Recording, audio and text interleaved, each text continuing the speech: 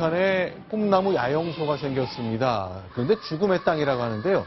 자, 지금 보이는 것 천상일 차장. 네. 저 장면이 뭐였죠? 눈에 익죠?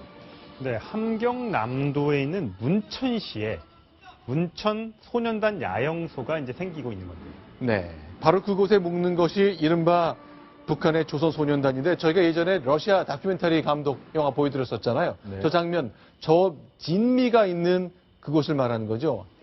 네, 아까 조금 전에 그 진미양, 어렸을 때의 진미양이 보였었던 것이고 지금 공사가 한창 진행되는 저 장면이죠. 영화 속에 등장했던 네. 진미라는 여학생이 등장해서 북한의 민낯을 그대로 보여줬던 사실 진짜 영화와 영화 속 이면에 드러난 북한이 너무나 달랐던 그런 내용인데요. 네. 이제 저렇게 꿈나무들이 자라는 그 야영단이 북한의 곳곳에 있는데 이걸 네. 새로 저렇게 또 만들고 있는 겁니다. 네. 함경남도 문천시에 건설 중인데 2년 만에 착공 이제 완공을 앞두고 있습니다. 근데 원래 김정은의 고향인 원산 송도원 국제소년단이 있는데 거기에서 불과 4km 정도밖에 떨어지지 않은 곳에다가 네. 새로운 야영소를 짓고 있는 겁니다. 원산에 원래 있었고 문천에 다시 짓는데 뭐 가까이 지어놓네요. 근데 그 사이에 네. 그 두 직선거리 사이에 네. 김정은의 별장이 있습니다. 생가도 있고요.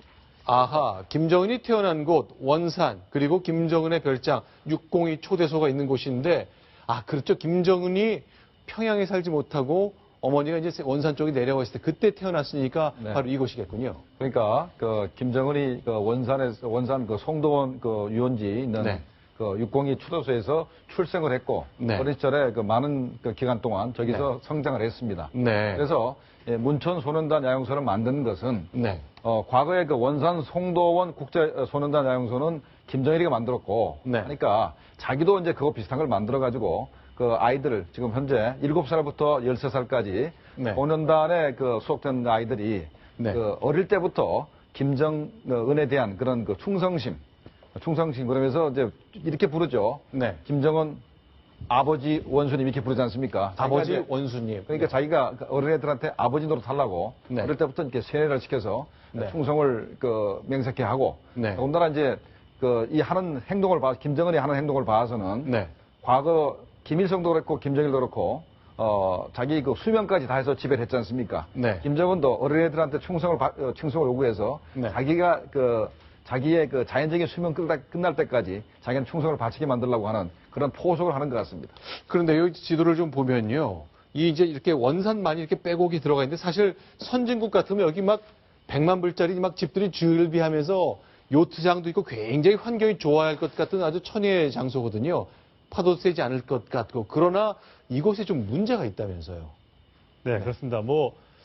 저 위성 사진에서 보시면 네. 빨갛게 보이는 부분이 있죠. 저게 빨간 땅이어서 그런 건가요? 그렇습니다. 민둥산처럼 아마도 보이실 텐데 땅 색깔이 벌써 다르죠. 그렇네요. 저곳에선 회복자들의 증언을 들어보면 네. 염소처럼 풀을 먹는 동물은 살 수 없다라는 말할 정도로 네. 굉장히 이 버려진 땅으로 불리고 있습니다. 자, 지금 화면에 보이는 것이 바로 함경남도 문천의 장면을 촬영한 겁니다. 그렇습니다. 아, 이 북한의 거리가 이렇군요. 포장이 돼 있나요? 안 돼 있나요? 네, 돼 있는 곳도 있고 안 돼 있는 곳도 있는데 저희가 네. 땅이 그렇게 토양이 좋지 않은 곳이라고 합니다.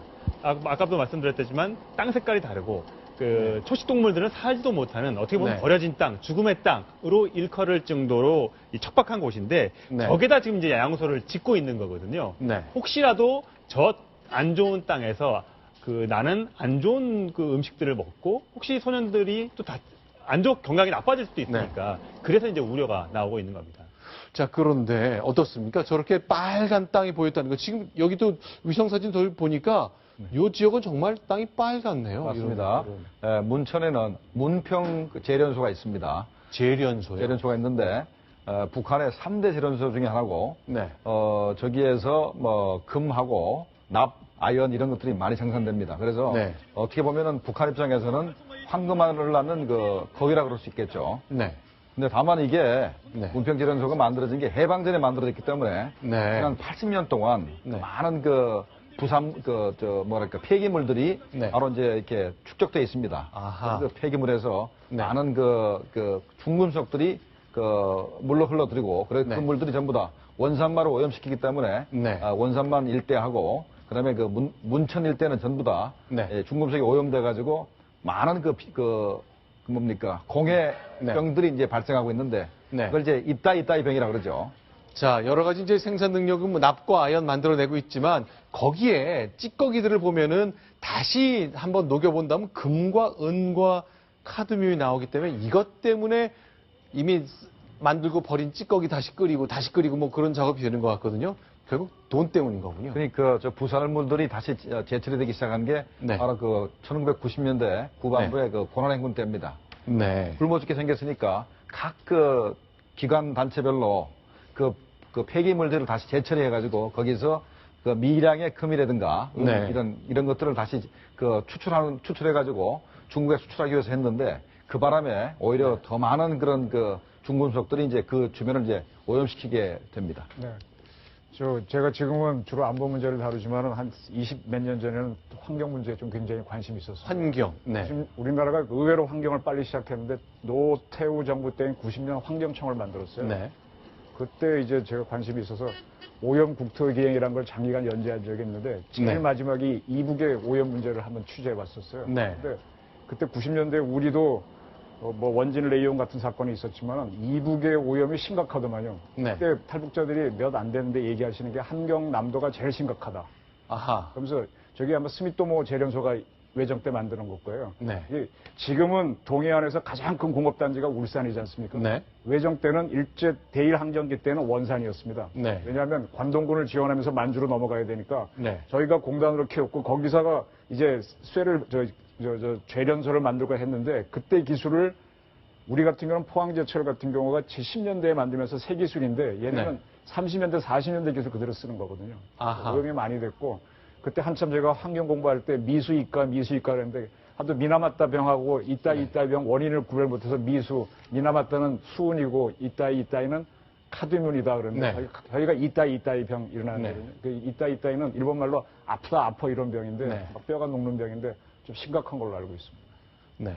그게 기억하실지 모르겠지만 2014년도에 그 김정일의 모교였던 평양 제1중학교 3학년 학생들이 네. 원산 송도원 그 야영소로 수학여행을 가다가 네. 낭떠러지에 굴러서 한 50여 명이 사망했던 사건이 있습니다. 그때 네. 저희가 이제 세월호 사건 직후였는데요. 2014년 5월로 기억하는데 네. 워낙 그 평양에서 원산으로 가는 고속도로가 하나 있는데 1978년도에 지어져서 워낙 꾸불꾸불하고 험해서 네. 아주 버스들이 다닐 때 또 북한 버스는 낡았잖아요. 브레이크도 그렇죠. 안 듣고. 그래서 굴러서 상당히 많은 인명피해가 났던 적이 있거든요. 네. 그러니까 새로 짓는 게 문제가 아니로 많은 사람들이 이제 이용을 하려면 그런 인프라가 구축이 돼야 되는데 네. 땅도 안 좋고 가는 길도 안 좋고 과연 저 길을 가다가 더 많은 또 사상자가 날 수도 있기 때문에 아마 김정은이 지으면서도 저 근처를 또 어떻게 할 것인가 아마 머리가 좀 아플 것 같습니다. 알겠습니다. 자, 이제 새로 만드는 것, 왜 다시 이렇게 만들까? 왜 자기가 태어나고 어린 시절을 보낸 곳에 야영소를 계속 만들까? 그러니까 제가 이제 북한 관련해서 가장 궁금하고 이해하지 못했던 것들이 투자의 우선순위가 제가 알고 배웠던 거와 너무 다르거든요. 그거는요, 제가 보기에 네. 우리 박정희 대통령은 자기 소신이 조국 근대화였잖아요. 네. 그래서 근대화 우선순위에 따라서 공업화 이렇게 가는데 지금 저 이북의 특히 김정일하고 김정은은 저는 우리가 왜 엔터테이너하고 팔로티션을 합쳐갖고 엔터티션이란 말을 네. 쓰잖아요. 그러니까 정치를 이렇게 엔터테인, 오락하듯이 한다. 네. 영화 만들듯이 한다. 바로 그겁니다. 네. 김정일이가 음악 좋아하고 저 영화 좋아했고 김정은도 좀 그렇고 제 형도 그렇고요. 그래서 네. 저 국민들이 뭘 좋아하고 그걸 찾아서 해보는 겁니다. 그러니까 네. 국가 발전보다는 인기 위주로 가는 거죠. 파퓰리즘의 대표가 대한민국 정치인이 아니라 제가 보기에는 김정은입니다. 아마 나라 망칠 겁니다. 자, 그렇다면요. 이렇게 망치는 가운데 한 대 한 대 세습은 이루어지고 있거든요. 차선을 차장. 아버지, 할아버지, 아들, 그리고 손자까지 3대 세습이 이루어졌는데 아버지 김정일의 유언이 새로 공개됐다고 일본 매체가 보도를 했다는데 과연 이게 얼마나 진실에 가까운 것인지 얘기를 좀 나눠봤으면 좋겠습니다. 그러니까 조선노동당 출판사가 지어낸 작년 8월 달에 발간한 네. 김정일 선집 증보판 25권입니다. 네. 그 전에 24권도 있었거든요. 그러니까 네. 새로 나온 거죠, 25권. 네. 저 안에 내용을 보면 인민군은 김정은 동지의 명령 이하에 전군이 하나로 움직이는 엄격한 명령 지휘 체제와 혁명적인 군풍을 철저하게 만들어야 된다. 이게 김정일이 남긴 아들을 위한 유언이다 그 얘기죠. 그렇습니다. 김정일이 두 번에 걸쳐서 유언을 했는데 2011년 10월 그다음에 2012년 네. 12월 15일, 그러니까 죽기 2달 전과 네. 죽기 이틀 전쯤에 당 중앙위 간부들한테 얘기했던 그 담화를 정리한 그런 내용입니다. 거기 보면 네. 우연분자 또는 이색분자는 철저히 배제해라. 이렇게. 이걸 좀 크게 봤으면 좋겠는데 우연분자, 이색분자, 뭐 색깔이 다른 분자는 알겠는데 우연분자란 이게 무슨 뜻인가요? 우연히 당에 들어와서 출세한 사람을 얘기합니다. 아, 우연히 벼락 출세한 사람들, 원래 당성이나 사상성이 충분하지 않은데 어쩌다 들어와서 출세한 사람들. 네. 아하, 그런데 이게 처음 듣는 표현이 아니잖아요. 저게 전에도 이제 많이 쓰였던 말이죠. 김정은이 이제 고문부 장성택을 무참히 처형했을 때 네. 씌웠던 여러 가지 이 중에 우연분자, 그다음에 이색분자라는 표현을 네. 썼거든요. 그러니까 한마디로 장성택 처형을 정당화하려는 의도가 저 김정일 선집에 담겼다라고 네. 해석할 수가 있을 것 같습니다. 그런데요, 그러면 장성택 처형할 때 썼던 저 말이 먼저고 혹시 이걸 나중에 만들어 놓지 않았을까? 이 유언이 진짜일까 하는 의구심이 제가 들거든요. 네. 우리 정부에서는 이걸 어떻게 판단하고 있을까요? 제가 볼 때는 김정일이가 김정은한테 네. 직접 이렇게 유언한 것은 네. 그건 뭐 기밀 중에 기밀이기 때문에 네. 절대 밖에 나올 수가 없습니다. 확인될 수는 없는 것이고. 그러니까 만약에 제 25권에 네. 유언이 있다 하면은 네. 그거는 김정은이가 자기 체제를 공고하기 위해서 합리하기 위해서 네. 나중에 이제 아주 치밀하게 계획적으로 만들어 놓은 그런 가짜 유언이라고 봐야 되겠습니다.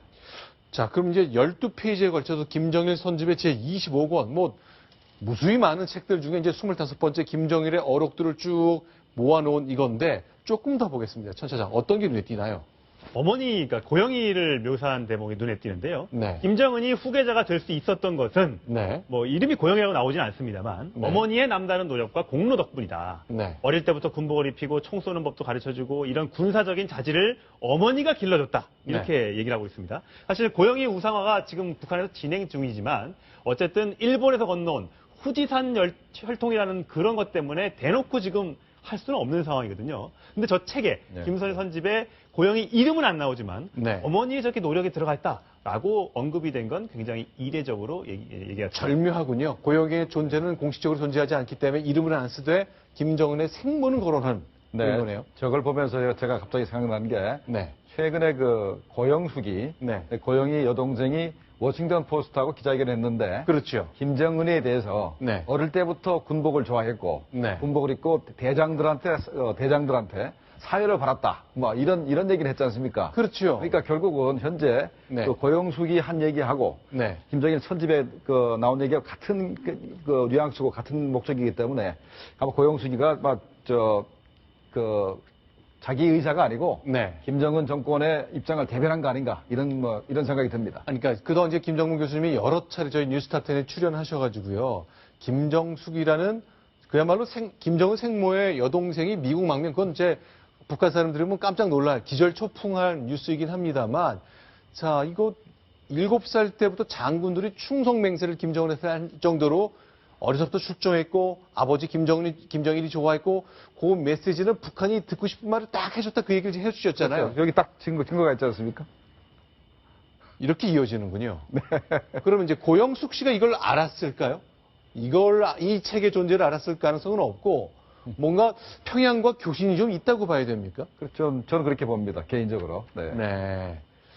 자, 고영숙 씨가 저 워싱턴 포스트 기자를 만나서 자기의 조카 김정일에 대해서 버릇이 없고 너무 농구를 좋아했지만 뭐 떼쓰고 말 안 듣고 친구들과의 관계가 별로고 그런 말들이 좀 포함돼서 비판적인 얘기를 한 것 아닌가 싶기도 했습니다만 요 대목이 딱 지적을 해주셨잖아요. 네. 그다음에 네. 떼쓰고 고집이 세다는 것을 네. 영어로 얘기했을 겁니다. 그런데 네. 우리 표현으로 떼쓰고 고집이 세다고 좀 이렇게 비하해서 말할 수 있지만 네. 영어로 처음 얘기했을 때는 그런 의미로 얘기하지는 않았을 겁니다. 굉장히 자기 의지를 관철하고 네. 이렇게 좋은 얘기를 했는데 우리 입장에서 그 번역을 떼쓰고 고집이 세다고 이렇게 번역이 됐을 겁니다. 아, 고영숙 씨는 김정은을 좀 긍정적으로 묘사했는데 그거를 워싱턴 포스트가 영어로 쓴 거를 한국 미디어가 우리말로 옮기는 과정에 떼쓴다, 고집 피운다 뭐 그렇게 봤다 그 얘기군요. 네, 그렇게 보는 게 맞을 것 같습니다.